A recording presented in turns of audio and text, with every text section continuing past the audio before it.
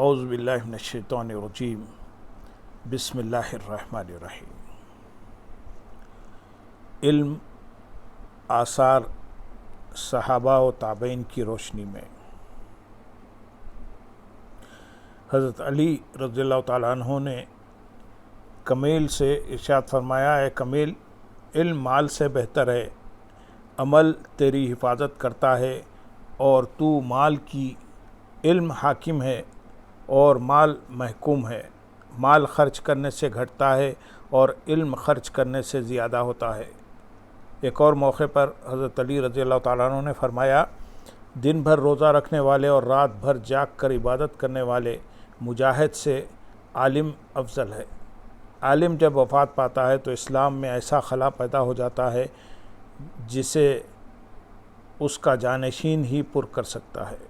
علم کی فضیلت میں حضرت علی رضی اللہ تعالیٰ عنہ کے یہ 3 اشعار جس کا ترجمہ ہم پیش کر رہے ہیں بہت مشہور ہیں۔ فخر کا حق صرف علماء کو حاصل ہے کہ وہ خود بھی ہدایت پر ہیں اور طالبان ہدایت کے رہنما بھی ہیں۔ انسان کی قدر اچھائی سے ہے، یوں جاہل اہل علم کے دشمن ہوتے ہی ہیں۔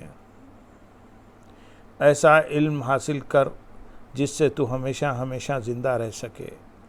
لوگ مر جائیں گے، صرف اہل علم زندہ رہیں گے۔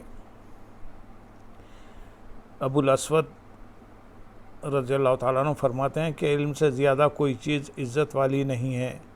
بادشاہ لوگوں پر حکومت کرتے ہیں اور علماء بادشاہوں پر۔ حضرت ابن عباس رضی اللہ تعالیٰ عنہ فرماتے ہیں کہ اللہ تعالیٰ نے حضرت سلیمان علیہ السلام کو یہ اختیار دیا تھا کہ وہ علم، مال اور سلطنت میں سے جو چیز چاہیں اپنے لیے پسند کر لیں۔ انہوں نے علم کو ترجیح دی، مال اور سلطنت انہیں علم کے ساتھ عطا ہو گئی۔ حضرت ابن مبارک رحمۃ اللہ علیہ سے کسی نے پوچھا، کون لوگ صحیح معنوں میں انسان ہیں؟ انہوں نے جواب دیا، علماء۔ اس نے پھر پوچھا، بادشاہ کون ہیں؟ فرمایا، زاہد۔ سائل نے پھر دریافت کیا، کمینے کون لوگ ہیں؟ انہوں نے فرمایا، وہ لوگ جو اپنا دین بیچ کر کھاتے ہیں۔ اس گفتگو میں قابل غور بات یہ ہے کہ عبداللہ بن مبارک رحمۃ اللہ علیہ نے صرف علماء کو انسان قرار دیا، کیونکہ جو چیز انسان کو جانوروں سے ممتاز کرتی ہے وہ علم ہے۔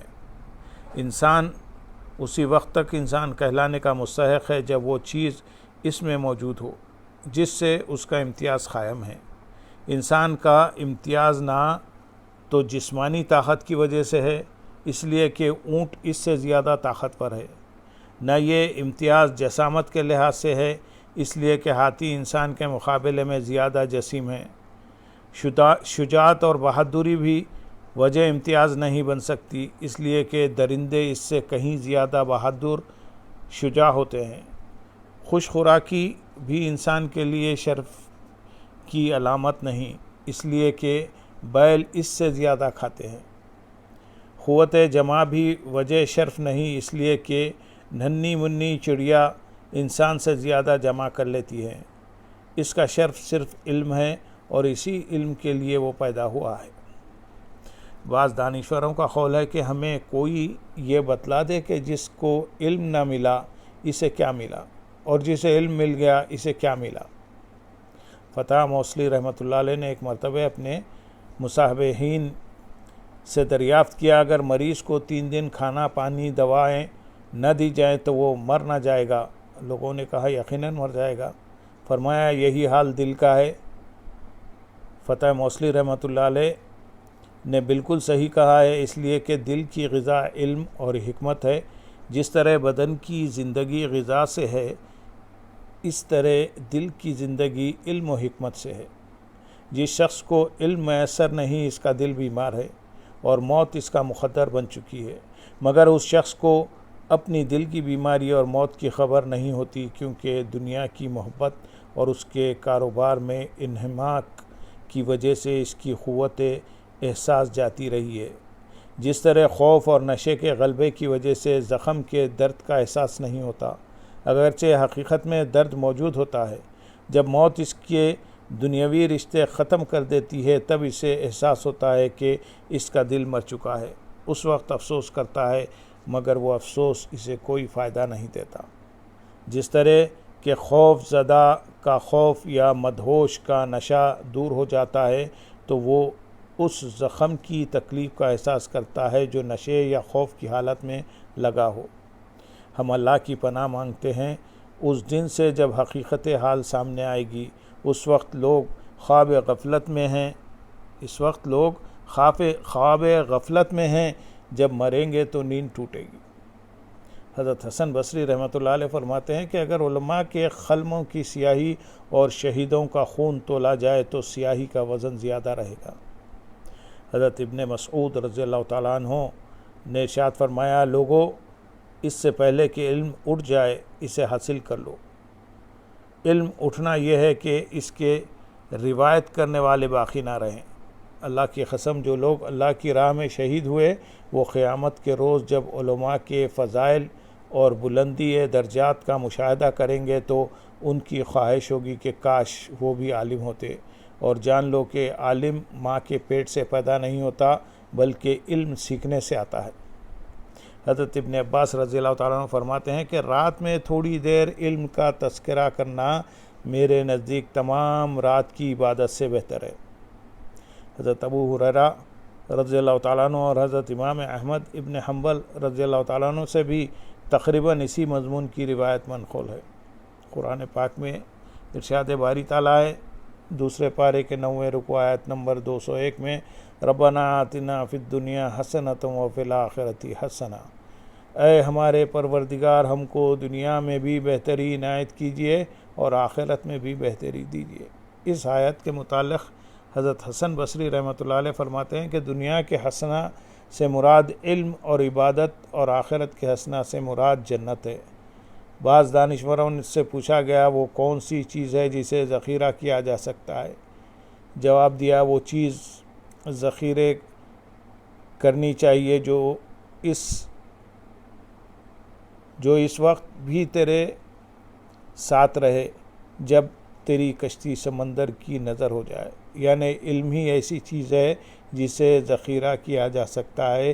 یہ اس وقت بھی ساتھ رہتا ہے جب کشتی بدن ساتھ چھوڑنے لگے۔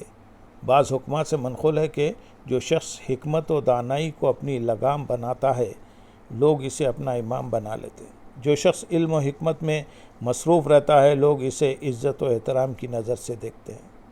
امام شافعی رحمۃ اللہ علیہ کی رائے میں علم کی اہمیت یہ ہے کہ جس شخص کی طرف اس کا انتساب ہو، خواہ کسی معمولی چیز ہی میں کیوں نہ ہو، اس پر خوش ہو اور کسی بھی چیز میں اپنی ذات سے علم کی نفی پر رنجیدہ ہو۔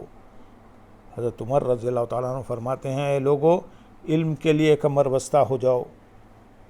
اللہ تعالیٰ کے پاس ایک ردائے محبت ہے۔ جو شخص علم کی طلب رکھتا ہے اللہ تعالیٰ وہ چادر اسے اڑا دیتا ہے۔